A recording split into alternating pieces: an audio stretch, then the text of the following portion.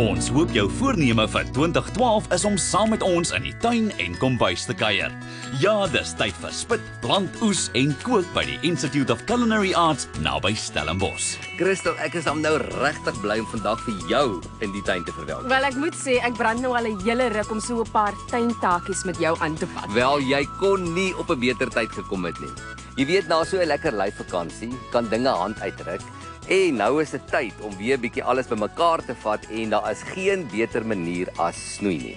Ek vind 'n snoeiskeer so klein bietjie intimiderend. Ek's bang ek knip verkeerd.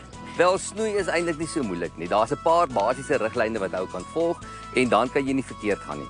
So kyk byvoorbeeld hierdie mint. Hulle het nou regtig hande uitgeruk. Jy sal sien die blare begin geel raak onder. Hierdie boonste blare is sommer so wollerig.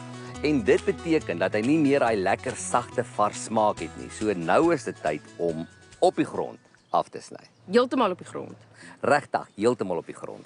Behalwe dat die tuin mooi en netjies laat lyk, hoekom is snoei so belangrik? Ek dink snoei word baie keer onderskat deurdat 'n mens bang is daarvoor, maar jy weet dit is so belangrik want dit stimuleer groei.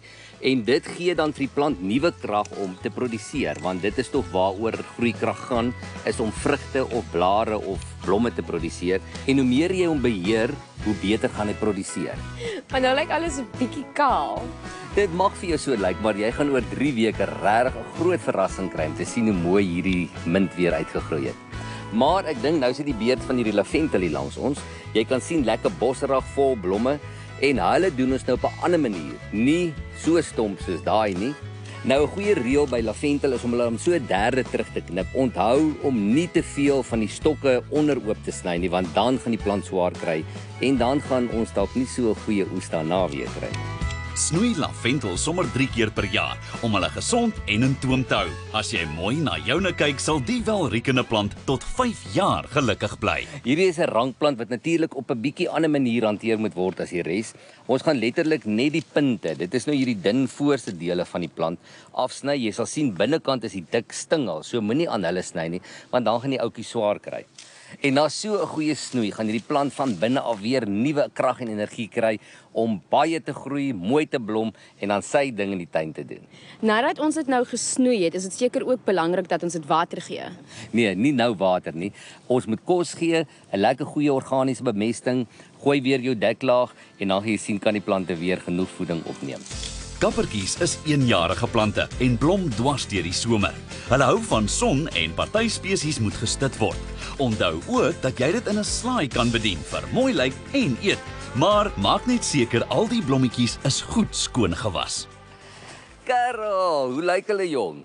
Ag, wil jy, hulle is pragtig. Ons vandag groenvye van lekker konfyt. Groenvye konfyt. Wel, jy was regtig gelukkig om vandag so 'n mandjie vol vye te kon pluk, né? Nou, hoe maak mens as jy later vars vye wil oes? Hoe hou ons al die goggas weg? Wel, daarvoor het ek ook 'n plan.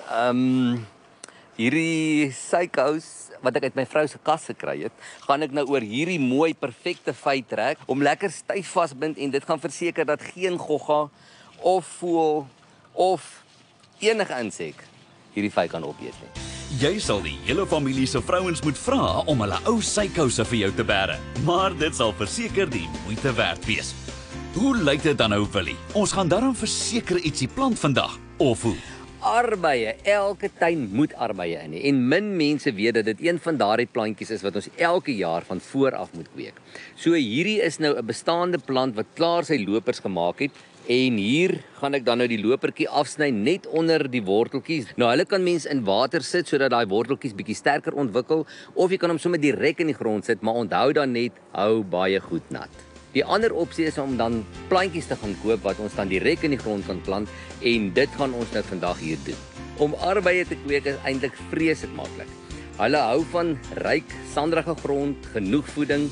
So ek het nou in hierdie bestaande bedding van ons 2 lane gemaak, dit opgeërd, al daai ryk kompos en potgrond en 'n bietjie beenmeel ingemeng en nou is hierdie 2 beddingkies reg om ons biedem op te kry. Biedem is baie maklik in die handel verkrygbaar en ek het dit klaar in die regte lengtes gesny. Hierdie operd en biedem metode is vir my iets nuuts. Elkeen het sy doel. Ons die beddingkies juis op sodat die arbeie hoog geplant kan word. Hulle dra mos hierdie vrugte aan hierdie lang steeltjies en dit maak dit soveel makliker dat daar plek is vir die arbeie om te lê sonder om in die grond te wees en vuil te word. En dan die biedem help dan ook om wurms en goggas weg te hou want dit is dan nou opgelig op hierdie hoë beddingkie. Die volgende stap is om nou gaatjies in hierdie biedem te maak en ons passieer hulle so 30 cm uitmekaar sodat elke plant genoeg ruimte het vir sy wortels om te kan groei, genoeg voedingsstowwe op te neem. So by elke plantjie gaan ek nou sommer nog 'n handvol beenmeel sit. Dit verseker regtig sterk wortelgroei en ons plante kan dan vinniger groei en begin dra. Soos jy weet het elke plant maar sy maatjie nodig en arbeie is lief vir spreeteie aan sy sy om hom te help om al daai goggas weg te hou. So die spreeteie gaan ons nou aan weerskante van hierdie twee bane plant. Ons passieer hulle so 10 cm uitmekaar sodat elke plantjie genoeg groeiwyte het en dan hierdie middelste deel los ek oop sodat 'n mens lekker kan inbeweeg en dan hierdie pragtige rooi arbeie te kan pluk. Dankie Willie, ek sien jou later. Vir ingeval